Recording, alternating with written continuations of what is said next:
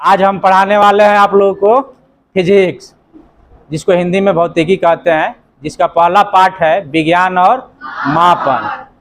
तो विज्ञान और मापन शुरू करने के पहले हम आप लोगों से जानना चाहेंगे कि विज्ञान होता क्या है, साइंस किसे कहते हैं। कौन बताएगा? हाँ चलो तुम बताओ, विज्ञान किसे कहते हैं? सावधानी और क्रम। याद है लेकिन ये डर रही है। बताओ। दीदी हमारे सावधानी पूर्वक एवं क्रमबद्ध तरीकों से किए गए परीक्षणों द्वारा प्राप्त ज्ञान के विशेष ज्ञान होते हैं। ठीक है, थोड़ा जोर से बोलो। एवं परीक्षणों के आधार पर प्राप्त ज्ञान को विज्ञान कहते हैं अथवा विशेष ज्ञान को विज्ञान कहते हैं। हाँ बहुत अच्छा। और कौन बताएगा? लड़का में 2-3 को बता पाएगा। चलो बताओ तुम, ज्ञान किसे कहते हैं? सावधानी पूर्वक एवं क्रमबद्ध तरीके से किए गए प्रयोगों एवं परीक्षणों के आधार पर प्राप्त ज्ञान को विज्ञान कहते हैं अथवा विशेष ज्ञान को विज्ञान कहते हैं। धन्यवाद, बहुत बढ़िया। तुम हाथ उठाया था तुम।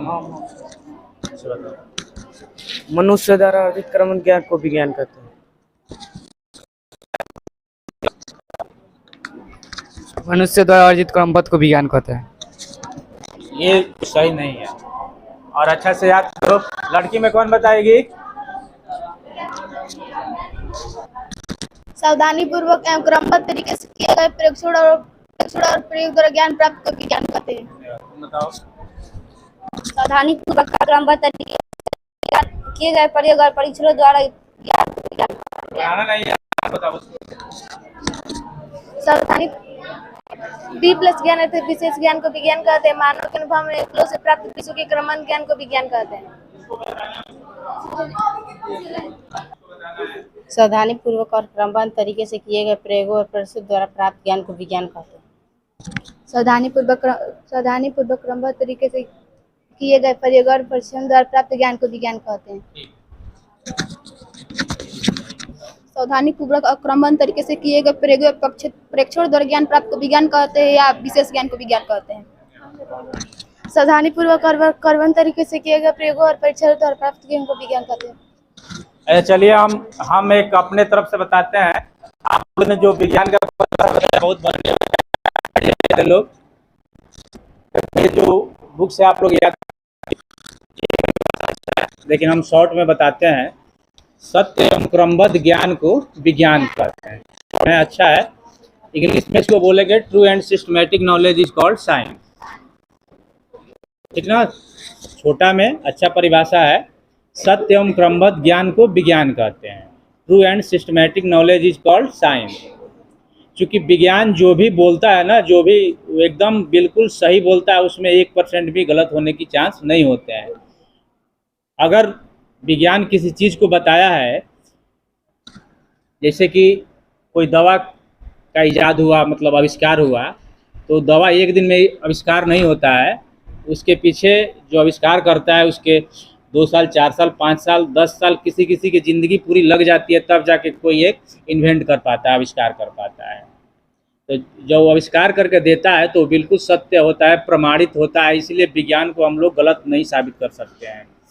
विज्ञान बिल्कुल सत्य होता है, क्योंकि वो सिस्टमेटिक तरीके से करके अपना रिजल्ट बताता है। इसके बाद राशि, आधारी राशियाँ कितनी होती है? 7 होती है। कौन बताएगा आधारी राशियाँ? चलिए तुम बताओ आधारी राशि। लंबाई, द्रव्यमान, समय, बल, विद्युत धारा, ताप या तापमान, ज्योति तीव्रता, पदार्थ का परिणाम। कितना हुआ? 7। इधर कौन बताएगी? आधारी राशियाँ किसे कहते हैं? लंबाई, द्रव्यमान, समय। हम जो अच्छा, पूछे उसको, किसे आधारी कहते हैं? राशियाँ किसे कहते हैं? आधारी राशि वैसी राशि है जो दूसरी राशि पर निर्भर ना करती हो, उसे आधारी राशि कहता है। अर्थात स्वतंत्र होती है। अर्थात स्वतंत्र होती है। कौन कौन है? द्रव्यमान, समय, लंबाई, ताप, विद्युत धारा, ज्योति तीव्रता और पदार्थ का परिमाण। अच्छा है, याद है आपको? आधारी मात्रा कितने होते हैं? 7 होते हैं। लंबाई, द्रव्यमान, नहीं, ये तो आधारी राशियाँ हो गई। आधारी मात्रक बताना है। लंबाई का मात्रक, ज्योति तीव्रता, लंबाई का मात्रक बताओ। नहीं यार, तुमको याद है? मीटर, हाँ, लंबाई का मात्रक। मीटर, हाँ, उसके बाद द्रव्यमान का मात्रक। किलोग्राम, नहीं याद है। बैठ जाओ। बताओ आधारी मात्रक। किसे कहते हैं? सबका नाम बोल के बताओ। लंबाई का मीटर, किलोग्राम, द्रव्यमान के किलोग्राम, समय के सेकंड, विद्युत धारा का एम्पियर, ताप का केल्विन, पदार्थ के परिमाण का मोल और विद्युत धारा का एम्पियर। ज्योति तीव्रता कैंडला। देखिए, आधारी राशियाँ 7 होती है और उसके जो मात्रक होते हैं वो आधारी मात्रक। आधारी राशियाँ वैसी राशियाँ हैं जो किसी दूसरे राशि के सहायता से नहीं होती, वे स्वतंत्र होती है, वो किसी पे निर्भर नहीं करती। इसके बाद इन राशियों से, आधारी राशियों के सहायता से जो राशियाँ बनती है उसको कौन राशि कहते हैं? व्युत्पन्न राशि कहते हैं। ये समझा।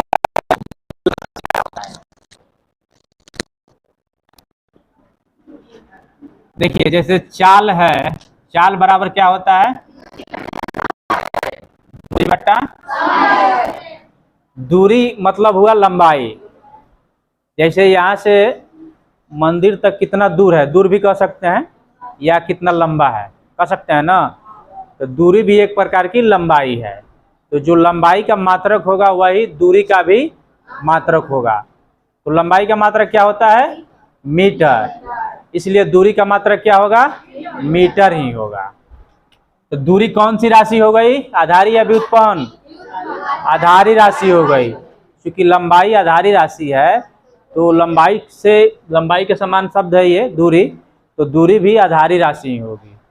तो जो लंबाई का मात्रक मीटर होता है तो दूरी का मात्रक भी मीटर ही होगा।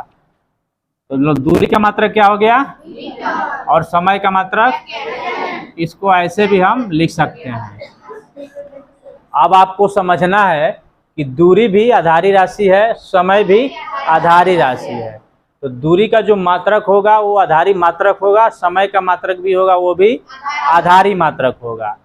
तो और दोनों से मिलकर जो मात्रक बना है मीटर प्रति सेकेंड, ये कौन मात्रक हो गया? व्युत्पन्न मात्रक। और चाल जो हो गया व्युत्पन्न राशि हो गई।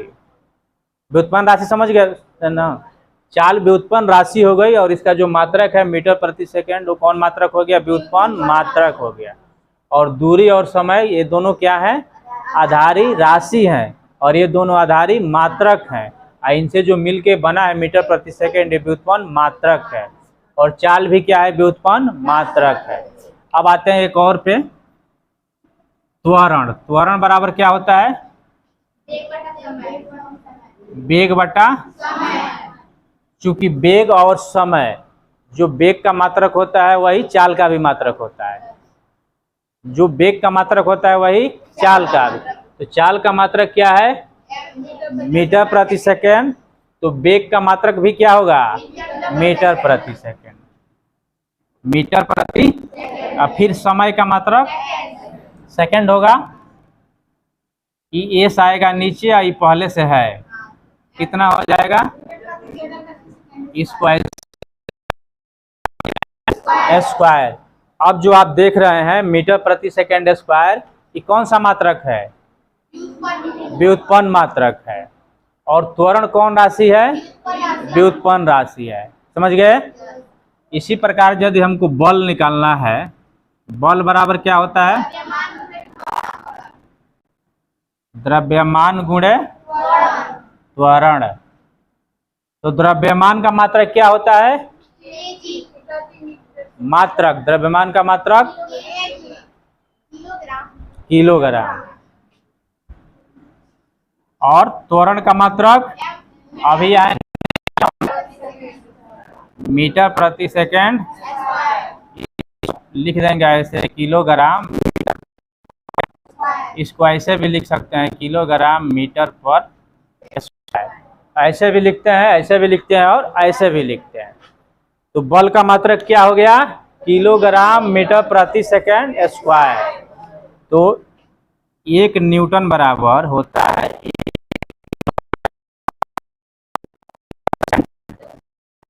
ये याद रखना है आपको। 1 न्यूटन बराबर क्या होता है? 1 किलोग्राम मीटर प्रति सेकंड स्क्वायर। तो बल का मात्रक जो होता है किलोग्राम मीटर प्रति सेकंड स्क्वायर, और तो चूंकि ये 1 न्यूटन के बराबर होता है इसलिए बल का मात्रक, प्रचलित मात्रक न्यूटन है। बल का प्रचलित मात्रक क्या है? न्यूटन। 1 न्यूटन कितने के बराबर होता है? 1 किलोग्राम मीटर प्रति सेकेंड। और समझ में आ गया ना? बल कौन राशि हो गया? व्युत्पन्न राशि। और किलोग्राम मीटर प्रति सेकेंड स्क्वायर कौन राशि हो गई? कौन मात्रक हो गया? व्युत्पन्न मात्रक। अब और आधारी और व्युत्पन्न मात्रक समझ गए? चलिए अब बढ़ते हैं आगे। हम पूछना चाहेंगे कि आयतन जो है वो कौन सी राशि है? आधारी राशि है कि व्युत्पन्न राशि है? व्युत्पन्न राशि है। तो आयतन का मात्रक क्या होगा? देखिए आप लोग कंफ्यूज करेंगे तो फिर हम समझाते हैं। जैसे मान लीजिए कि आयत का क्षेत्रफल निकालना है, ठीक? आयत का क्षेत्रफल बराबर क्या होता है? पाई गुणे, कौन बोल दिया कि क्षेत्रफल जो है 2 डायमेंशनल होता है। अब वॉल्यूम माने आयतन 3 डायमेंशनल होता है, तो 2 डायमेंशनल में 2 ही आता है। तो लंबाई का मात्रक क्या होगा? मीटर। और चौड़ाई का मात्रक, लंबाई का मात्रक मीटर और चौड़ाई का मात्रक भी मीटर, दूरी का मात्रक भी मीटर, ऊंचाई का मात्रक भी मीटर, गहराई का मात्रक भी मीटर। सब सेम राशियां हैं। अब कंफ्यूजन नहीं ना है? लंबाई का मात्रक भी मीटर, चौड़ाई का भी मीटर, ऊंचाई का भी मीटर, गहराई का भी मीटर और दूरी का भी। याद रखना, ये नहीं कि केवल रटे हो कि लंबाई का मात्रक ही मीटर होता है और चौड़ाई में याद नहीं है। तो इतना कॉमन सेंस है आप लोग के पास। चौड़ाई का मात्रक भी क्या होगा? तो मीटर में गुणा करेंगे। तो जब भी हम क्षेत्रफल निकालते हैं किसी चीज का, त्रिभुज का क्षेत्रफल निकाल दिया, मान लीजिए कि आ गया 20, तो 20 मीटर स्क्वायर लिखते हैं ना जी, चाहे प्रति वर्ग मीटर लिखते हैं। तो वर्ग क्यों लिखते हैं? क्योंकि क्षेत्रफल जो है स्क्वायर में आता है। अब हमको मान लीजिए आयतन निकालना है। धनात्मक का आयतन कितना होता है? लंबाई गुणे चौड़ाई गुणे, लंबाई का मात्रक क्या होता है?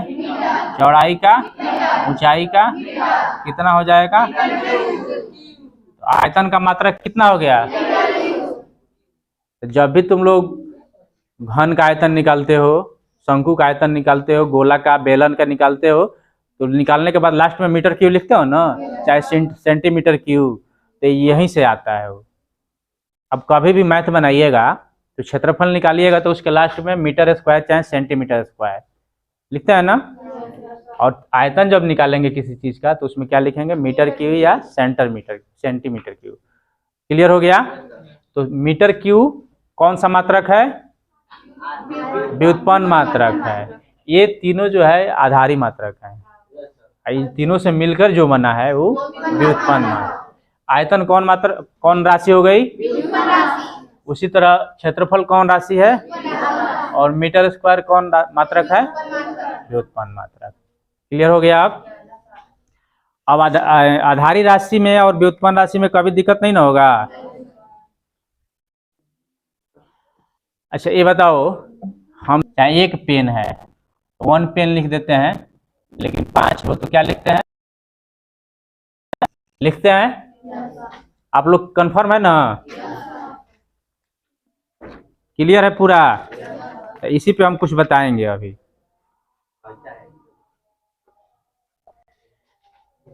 अगर 1 केजी हो तो हम कहेंगे, और 5 केजी हो तो इस तरह नहीं लिखेंगे। एक पेन को हम 1 पेन लिख देंगे, 5 पेन को 5 पेन्स लिख देंगे।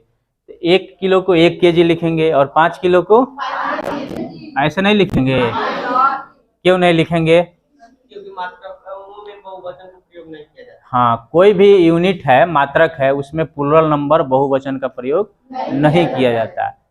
जैसे कि 5 लीटर्स नहीं करेंगे, 5 लीटर, ठीक। तो 5 ये जो है गलत है, सही क्या होगा? 5 kg सही होगा। इतना ध्यान दिए थे आप लोग?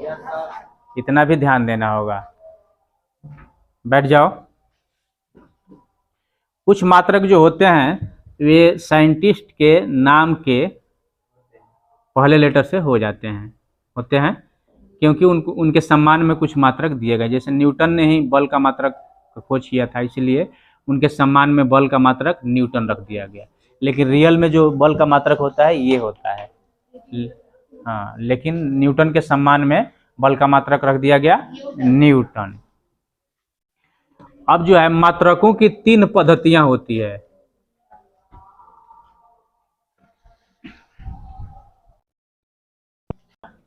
अब हम पढ़ाएंगे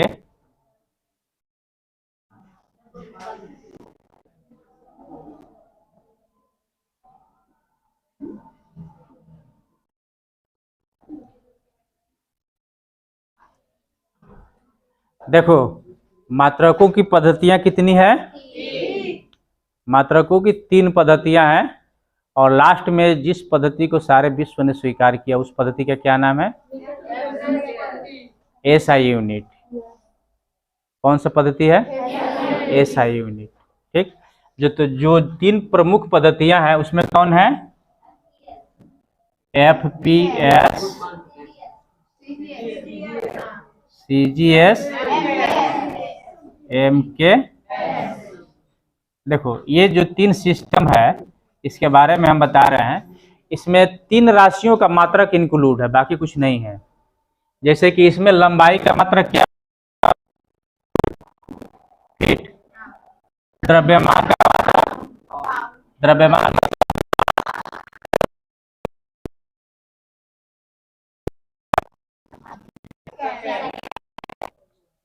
पाउंड होता है ना, और समय का मात्रक सेकंड होता है।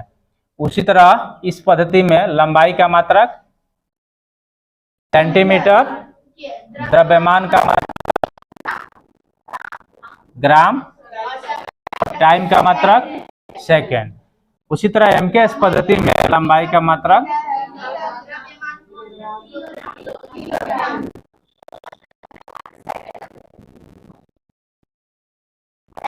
तो आप देख रहे हैं कि तीनों पद्धतियों में जो समय का मात्रक है सेम है, ठीक। और जो लास्ट वाली पद्धति जिसको सारे विश्व ने स्वीकार किया था, वो लास्ट वाली पद्धति कौन सी है?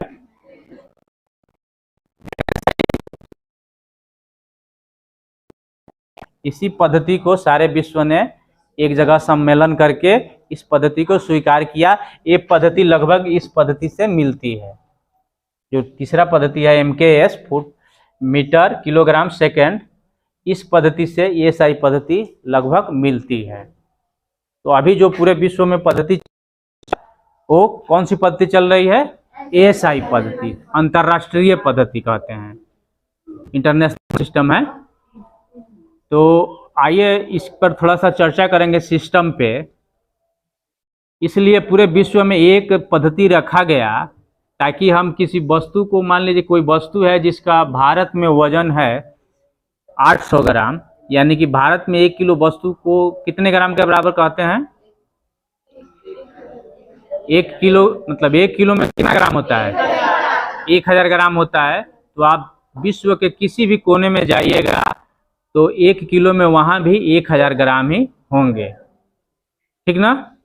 इसीलिए सारे जगह एक सिस्टम बनाया गया कि कोई कंफ्यूज ना हो, जहाँ भी जाए। अगर आप यहाँ से पढ़ के जाते हैं तो आपका ज्ञान जो है दूसरे कंट्री में भी वही रहे।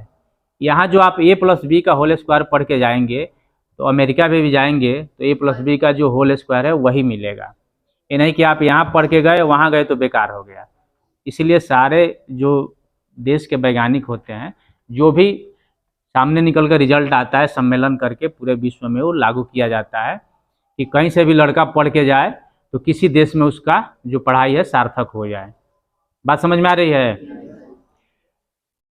अगर यहाँ 100 पैसे में 1 रुपया होता है ना, तो वहाँ भी 100 पैसे में ही 1 रुपया होता है, क्योंकि वहाँ डॉलर चलता है अमेरिका में। तो डॉलर हमारे रुपये के मुकाबले जो है बहुत हाई है।